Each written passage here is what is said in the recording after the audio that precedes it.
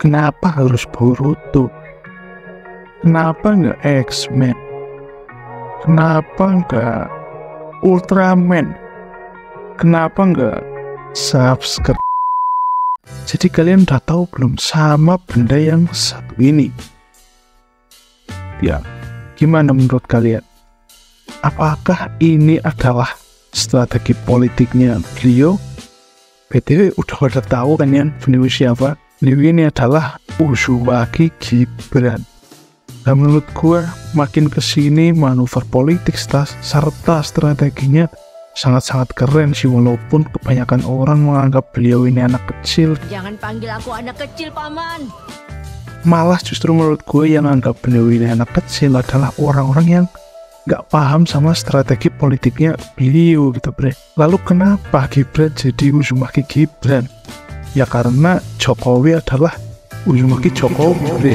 Dan gue juga gak tahu pasti apa alasannya Mas Gibran ini ngebuat gantungan kunci seperti itu dan dapat inspirasi dari mana gitu. Gue juga kagak tahu, apakah mungkin dari netizen ini yang ngomong bahwa Indonesia ini adalah Konoha.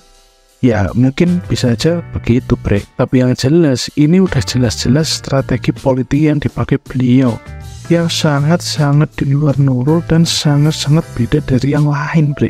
Nah entah dari mana beliau dapat inspirasi tentang kayak gini gitu ya. Intinya sangat-sangat sangat-sangat di luar prediksi BUMN gitu, bre. Sangat-sangat beda dari yang lain gitulah intinya.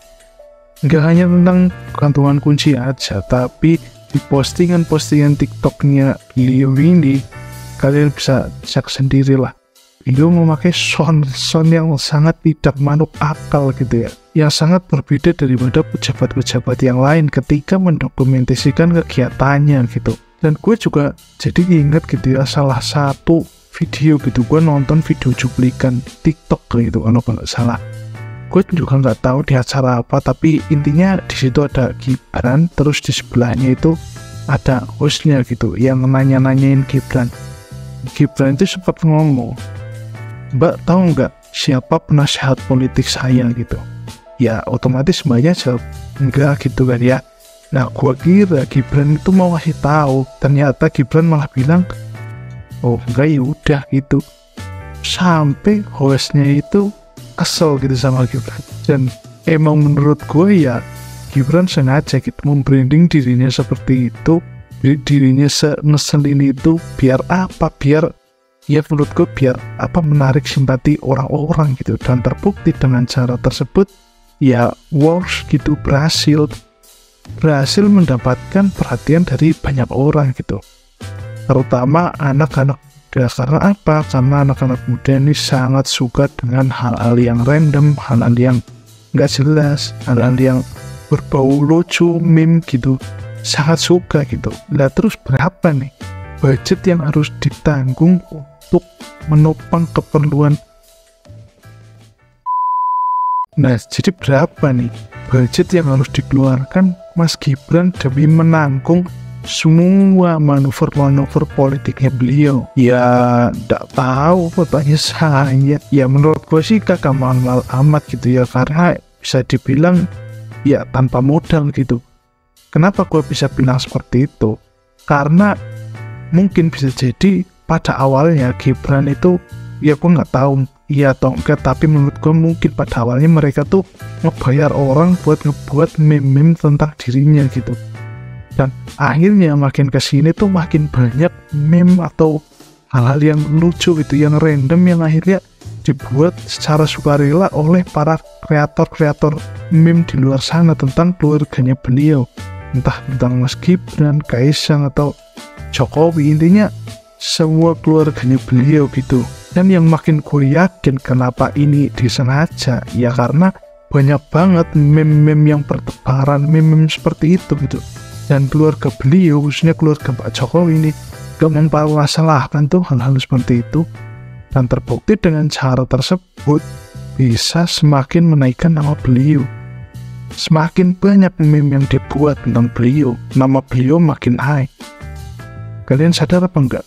Atau cuma gua aja yang sadar? Ya sebenarnya sih gua cuma sotoy aja di sini ya. Gue nggak tahu apakah ini benar atau enggak, tapi menurut gue bisa jadi seperti itu gitu. Nah terus apakah dengan cara ini efektif? Ya menurut gue efektif banget dan udah sangat-sangat terbukti dan teruji gitu. Walaupun mungkin strategi ini ya dulu juga pernah dipakai oleh Pak Jokowi, namun Pak Jokowi kan nggak pakai meme-meme yang kayak sekarang yang dipakai Mas Gibran gitu. Lalu apa yang dipakai Jokowi? Ya yang dipakai Jokowi adalah menggunakan media, memenangkan media, sehingga Jokowi bisa menang tuh pas Pilpres yang kemarin ngelawan Pak Prabowo ya kan. Yang secara nggak langsung ketika seorang menguasai media, pasti yang diberitakan adalah tentang beliau-beliau yang menguasai media ini secara terus-menerus, yang mana bakal menjadikan nama-nama beliau ini melekat di otaknya para penonton gitu, menurut gua. Lalu apa nih dampaknya dan kekurangannya, apakah dampak positif dan negatifnya itu apa gitu? Ya menurut gua dari semua strategi, entah sebagus apapun strateginya, pasti kalau ada gitu yang namanya kekurangan. Salah satunya ya mungkin dianggap terlalu santai, terlalu sepele, dan terlalu bercanda gitu. Bercanda. Emang boleh lah bercanda itu. Jadi kesimpulannya apa? Nah menurut gua kesimpulannya adalah sebaik apapun strateginya pasti ada kelemahannya gitu. Dan seberapa banyak pun uang yang dikeluarkan bakal kalah dengan strategi yang benar-benar bagus gitu. Gue ngomong apa sih? Jadi intinya siapapun nanti yang kita pilih untuk menjadi pemimpin kita di masa depan, ya intinya ya jadi ya udah pasti yang terbaik gitu. Jadi marilah kita dukung dan marilah kita bersama-sama membuat meme-meme tentang. Oke, mungkin itu aja yang mau gue sampaikan di video kali ini. Gue nggak tahu apakah video ini bermanfaat atau enggak, menghibur atau enggak, tapi ya kalaupun video ini bermanfaat ya silahkan diambil manfaatnya, kalaupun enggak ya udah nggak tahu lagi. Ini udah makin gelap gitu ya, gue juga mau udahan gitu. Maafin Arjianto, sampai jumpa di video berikutnya.